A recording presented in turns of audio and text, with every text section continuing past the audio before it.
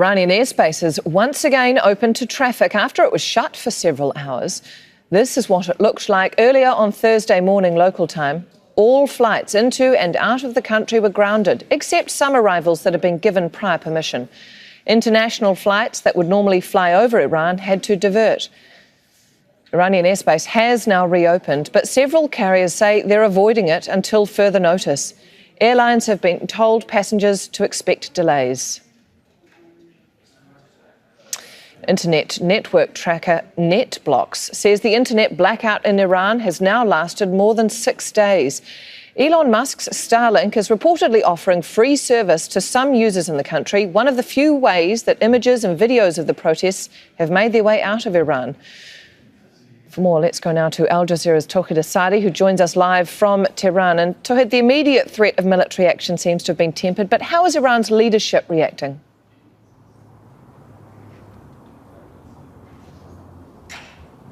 Well, actually, the truth of the matter is that the exchange of furious words has been all the time one of the part of the rhetorics when it comes to the ties between Iran and the United States. But what made it a little bit more serious was the fact that back in June they were engaged in the actual war, and that runs the risk of escalation for another time.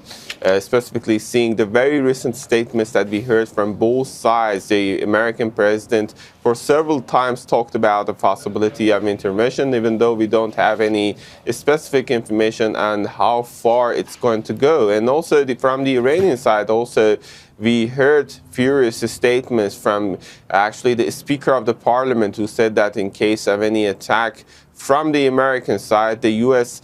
actually ships and for actually the bases in the region, as well as the Israeli territories, are going to be our quote-unquote legitimate target. And meanwhile, we've got another message of warning from the commander of IRGC, who came out to say that IRGC is at the fullest preparedness level to respond to any miscalculation by the enemy. And last but not the least was another message of warning to the U.S. allies in the region to avoid any miscalculation. And on that, the Speaker of Parliament came out to say that there is a possibility of the region to be set on fire. All in all, I can say that over the past few hours, we have been witnessing a certain extent of de-escalation. But let's just keep in mind that when the two countries were in the middle of negotiations, war took place back in June, and that means the huge amount of unexpectedness that we can anticipate regarding the context of the ties.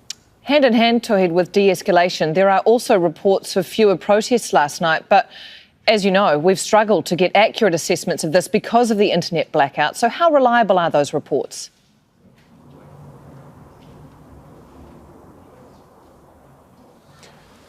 Well, if I understood you well, speaking of the internet blackout, we have been witnessing that since Thursday night, when the unrest flared up into violence and the government decided to shut it down. And of course, since then, up until the moment that we have been speaking, we have been seeing the continuation of this shutdown, and except for some domestic websites and services, the rest of the access to internet is unavailable to everyone, including the journalists, and that makes it really hard to get communicated, to find verifiable information. And of course, when it comes to the daily communications, international calls were restricted for a long period of time, but right now the incoming calls are still internationally restricted.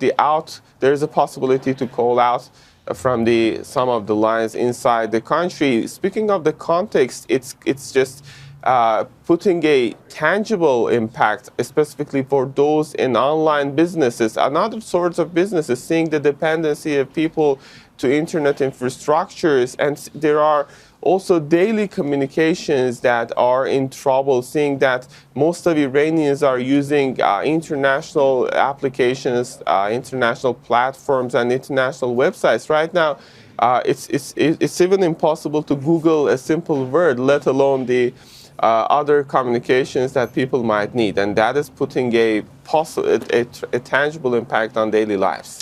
So, Tawhid, that has obviously tempered the economy or flattened it to an extent, but has it managed to suppress some of the protests?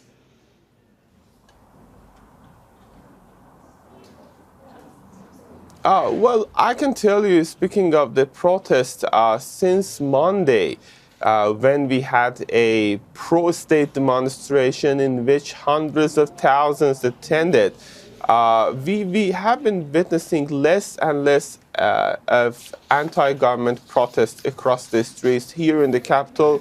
In some small cities, we have been witnessing sporadic cases, but very sporadic, I insist, compared to the time when it started, compared to the climax of it on Thursday. Now, the situation has been cooling down to a certain extent, and it seems that for several reasons. At first, there was the security measures being tightened up, and in addition to besieged militia, now you have the NOPO or special forces dealing with them. And also the other fact was that many people who were protesters against the economic conditions of the country started to withdraw after they saw the unrest flaring up into violence, and that was a fact that just took people back to their homes. And we have to keep in mind also that seeing the economic situation, the soaring prices, the high inflation, and drastic devaluation of the local currency,